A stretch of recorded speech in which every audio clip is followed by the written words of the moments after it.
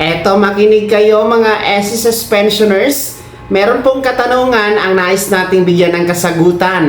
Mula po kay Ma'am Irene Paras, sabi niya, Sir, paano naman po yung nag-advance ng 18 months? Makukuha din po ba namin sa June?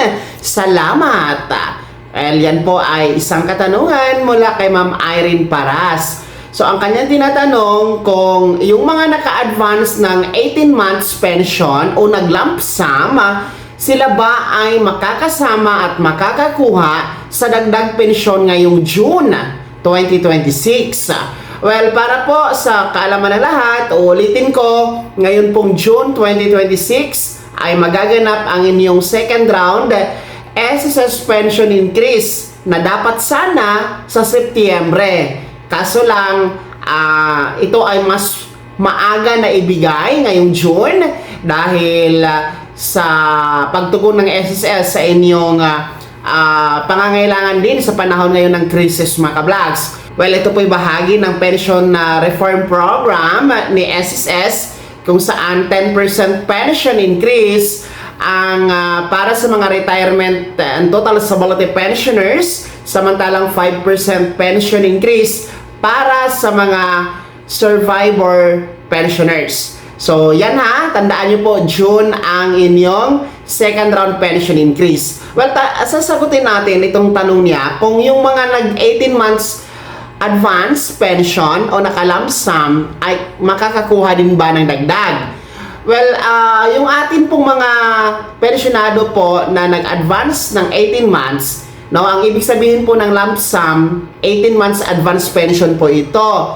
Ibig sabihin, noong kayo ay nag-apply sa pagiging pensionado, no, hindi kayo nag-straight monthly ng pension. In-advance nyo yung 18 months, no, mga ka-vlogs. Kasi, bibigyan tayo ng option ni SSS kapag mag-apply tayo ng retirement pension.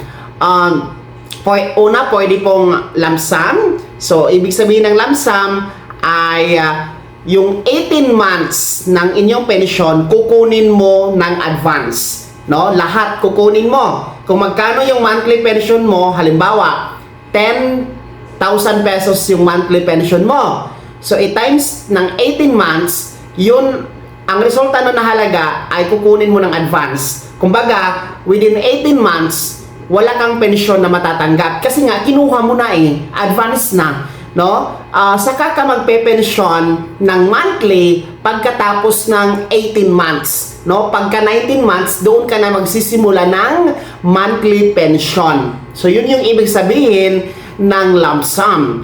Well, pangalawa, kung ayaw mo ng lump sum, no, gusto mo tuloy-tuloy na, every month, tatanggap ka ng pensyon, pwedeng-pwede, no? Option mo naman yan. Bibigyan ka naman po ng choice ni SSS, mga ka-vlogs. Well, sa kasagutan, no, kung makakakuha ba ng dagdag pensyon ng ating mga naka-lump sum ng 18 months, yes, makakakuha pa rin. Kasi nga, yung in-advance ninyo na 18 months pension, hindi naman kasama doon yung dagdag pension. Ang na-advance nyo na 18 months is yung regular pension nyo monthly. Kung ano talaga yung monthly ninyo, yun po yun. No? Pero hindi kasama doon yung pension increase. Well, under the pension reform program na guidelines, lahat ng mga pensionado makakasama. No?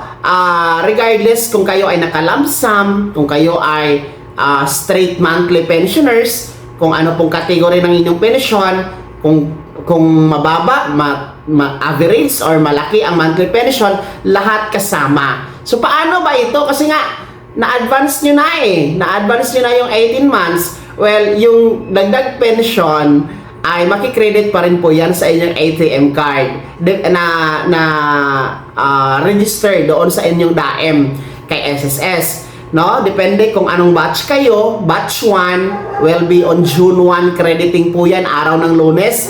And batch 2, June 16, araw po yan ng Martes. So, alamin mo na lang kung ano yung batch mo ha, Ma'am Irene Paras. Ang ibig sabihin ng batch, yun po yung araw ng kapanganakan, araw ng pagkamatay, araw ng pagkasakit o pagkabalda. Yung mga batch 1, may date of contingency from 1st to 15th day of the month.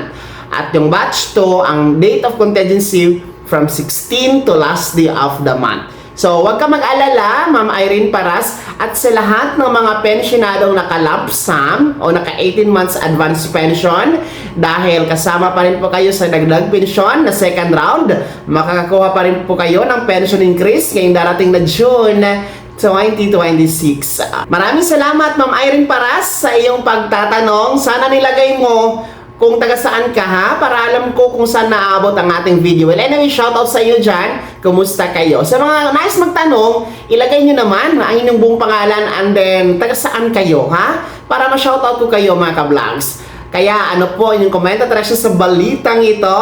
Sino sa inyo dito ang mga naka-lump sum o naka-18 months advance pension? Ibahagi niyo po sa comment section na nasa baba, pakilakip ng buong pangalan at kung taga saan kayo. Kung bago ka pa lang sa aking channel o di ka pa nakasubscribe, i-click niyo muna ang subscribe button na nasa baba. Huwag kalimutan na pindutin ang notification bell, ilagay sa all para una ka sa mga balita na i-upload ko. Maraming salamat, God bless, mag-ingat mga ka-vlogs.